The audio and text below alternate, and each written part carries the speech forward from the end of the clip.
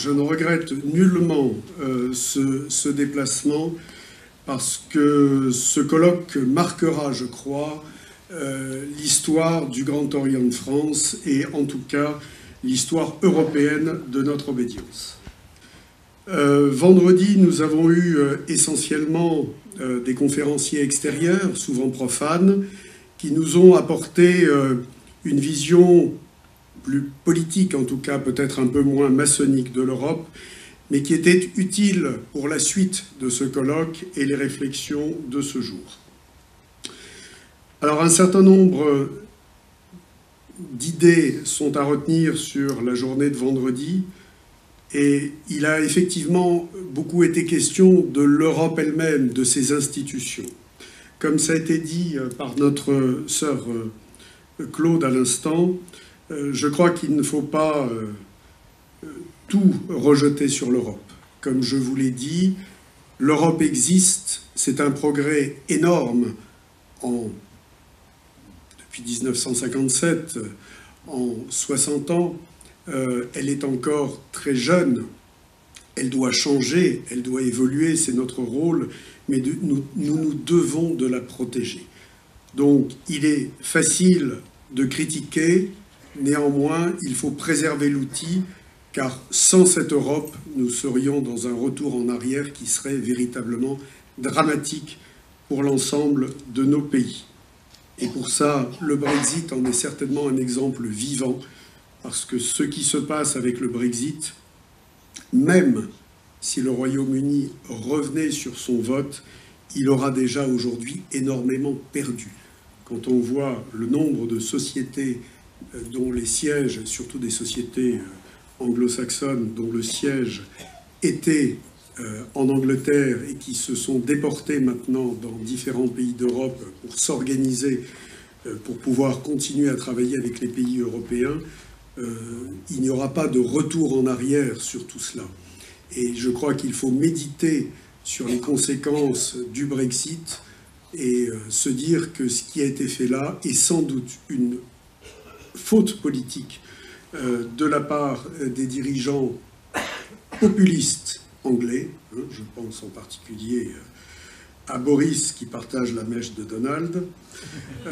Et je crois qu'il faut arrêter de jouer avec les électorats, parce que l'électorat, dans une situation où les peuples souffrent, il est facile de lui faire voter n'importe quoi, mais les politiques doivent être responsables de ce qu'ils font, et le Brexit est certainement le meilleur exemple de cette absence de responsabilité politique. Vous avez parlé spiritualité aussi et beaucoup laïcité. Et cette question que j'évoquais dans ma prise de parole, notre système de laïcité française est-il exportable en Europe? Alors, dans ce que j'ai dit, parce que j'ai eu quelques questions qui m'ont été posées dans les couloirs, bien évidemment, il n'est en aucun cas question de revenir sur le système de la laïcité française. Ça, c'est une évidence. Par contre, je m'interroge sur le fait de savoir si notre laïcité peut s'exporter en Europe, de par les cultures différentes. Et je pense qu'il vaudrait mieux travailler, comme je vous l'ai proposé, sur une laïcité européenne, avec au moins, au départ, un tronc commun que l'on puisse partager avec un maximum de pays, parce que c'est comme ça qu'on pourra faire avancer les choses. Je ne pense pas qu'essayer d'imposer notre système qui fonctionne parfaitement bien en France, mais qui n'est pas forcément adapté à d'autres pays, parce que chacun a son histoire, chacun a sa culture, chacun a trouvé des équilibres. Eh bien, il nous faut peut-être trouver un système intermédiaire pour faire évoluer les choses, et c'est peut-être comme ça que nous arriverons à faire diffuser notre concept de laïcité dans d'autres pays d'Europe. Et bien sûr, des discussions sur une Europe humaniste. Je ne reviendrai pas, puisque c'était le sujet essentiel de la conférence que j'ai faite, mais nous devons impérativement replacer l'humain au centre de l'Europe, parce que c'est ce qui manque le plus aujourd'hui dans cette Europe. Alors sur les travaux de ce jour et les ateliers, les restitutions remarquables qui ont été faites, j'ai noté un certain nombre de choses. Alors bien évidemment, je crois que comme vous tous, ce qui est important, c'est pouvoir tranquillement relire par la suite tous ces actes du colloque.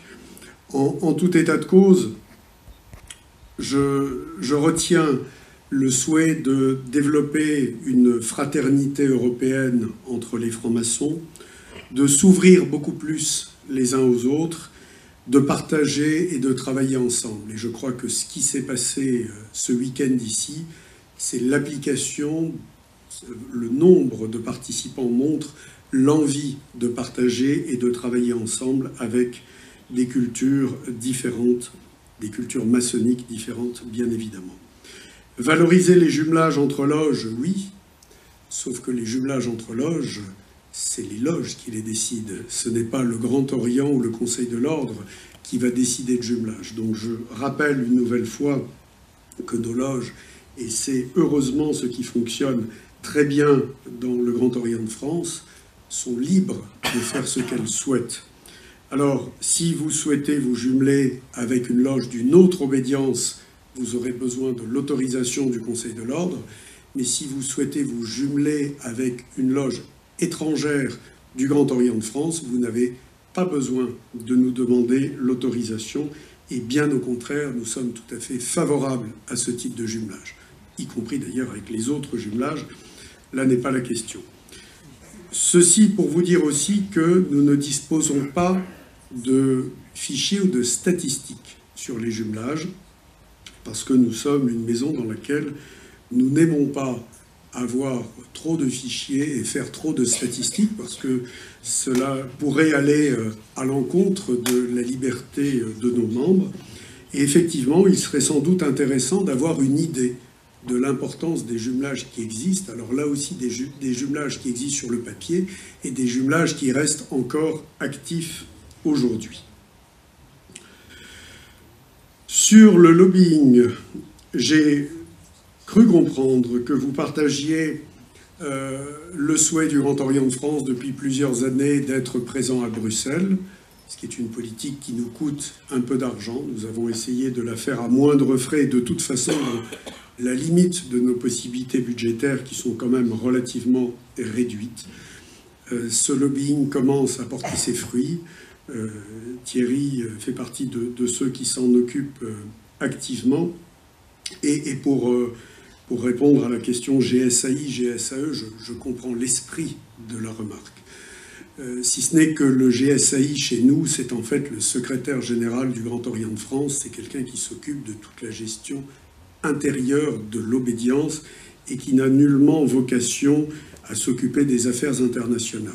Donc je comprends quand on veut dire que l'Europe relève de l'intérieur et que ce n'est pas quelque chose d'extérieur, puisque nous sommes tous des Européens, mais c'est aussi pour ça qu'il existe dans l'équipe qui travaille sur les relations extérieures, une équipe qui est particulièrement étoffée cette année, puisque pour la première fois depuis longtemps, nous avons un grand maître adjoint qui est chargé des affaires internationales.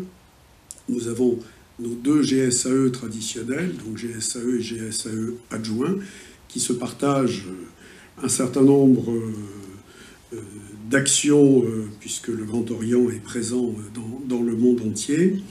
Et puis nous avons un grand officier chargé des loges d'Europe, Robert Gaillard, qui est absent aujourd'hui, je l'ai excusé l'autre jour, et notre frère Hervé, qui est grand officier à la prospective européenne. Donc il y a au moins 2 grands officiers qui s'occupent de l'Europe au quotidien, et les GSAE qui y travaillent également. Donc on ne peut pas nous reprocher d'être investis sur l'Europe. Je crois que jamais on ne l'a autant été.